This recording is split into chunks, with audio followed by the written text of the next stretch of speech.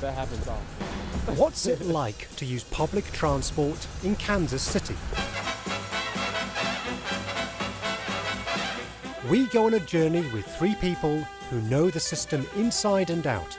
There's Kevin, Sheila, and John. You're just all on the same journey. You're part of the same city. I thought he was, but he was just coincidental. It's a little after 8 o'clock on a freezing cold morning in February. It's very important to me to have independence as a person who's blind, and since I don't drive, I need to be where the transportation is, the public transportation. With a busy day of work ahead, Sheila can't afford to miss the bus, and she can't afford for it to miss her. Paxton. Yeah. Okay. Does that happen often? It doesn't happen often, but I'm going to freeze to death, and we're, When's the next bus now? it's 20 whole minutes. Fortunately for Sheila, a passenger on the bus told the driver he'd missed her. I mean, we were both standing there. Why didn't it stop? I think he's gone round, Sheila. He's just... You think somebody yelled at him? Sheila lives and works within a bus corridor. If you can do that, the system, by and large, is reliable and regular. Like, I don't actually need to have a car where I live, with what kind of work I do, where I do it. For John, it's not just about saving money. It's also about community. The beautiful thing about the buses is you have an opportunity to encounter people without the windshield and are just like you in so many different ways. Well, I'm checking the times. It's 10:55 and the next streetcar is at 11:02. John's studio is in the crossroads, and the addition of the short streetcar line hasn't given him a new route. He could have taken a bus, but he does appreciate what it's doing for the image of public transport. In a subversive way, people are beginning to know what public transit can be for this city. It's really nice, it's consistent.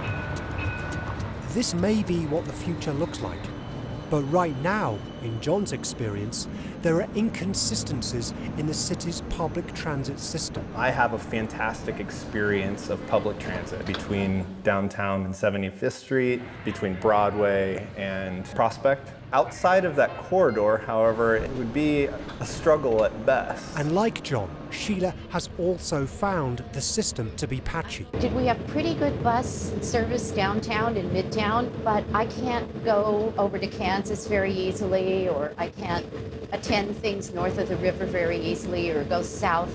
So what's it like to be reliant on public transport outside of its corridors? Right now it is about 6:14. When I first started taking this trip, it was very draining. And then my body got used to it. Kevin lives near to 72nd Street in the Northland, and in the spring of 2015, he enrolled at Johnson County Community College. This is the next stage of the journey. I'm at the Antioch Park and Drive. While Kevin saves up for a car, he's had to rely on the bus service to get to college. By car, the round trip would take about an hour. By bus, it's closer to 5 hours. As you can see, I always sit in the back. I used to joke around and say, I'm not sure Rosa Parks would be too proud of me, but... For 18 months, Kevin took 3 buses there and 3 back. He's currently taking a semester off as he thinks about his next move. But today, he's back at campus visiting some friends. If I was able to see into the future and I saw my journey and all the sacrifices I had to make, I still would choose to do it because it taught me determination, taught me perseverance. I believe it made me more of a man. And for Kevin, it wasn't just the length of the journey that was off-putting at first.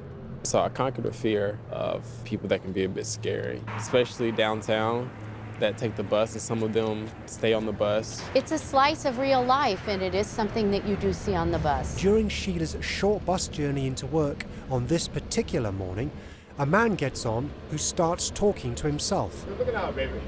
There are people who talk to themselves on the bus, and the bus is sometimes I think a safe haven. They're very nice people, and I don't feel at all unsafe.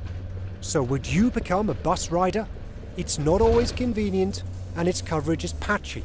But perhaps if more of us took it, or could take it, we'd be helping to build, in some small way, a better community. You're just all in the same journey. Community is not just who you know intimately, it's also social, it's also public.